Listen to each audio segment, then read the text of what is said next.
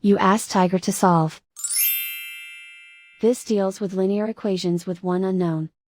The final result is x equals -12. Let's solve it step by step. Simplify the expression. Break up the fraction.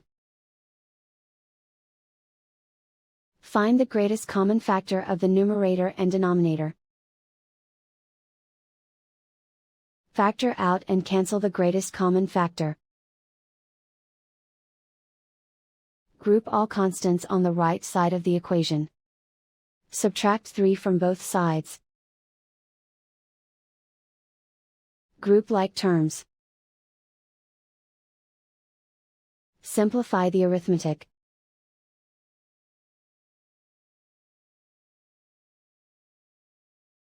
Isolate the x. Multiply both sides by inverse fraction 2 over -1.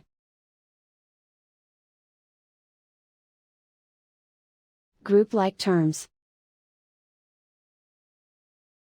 Multiply the coefficients. Simplify the arithmetic.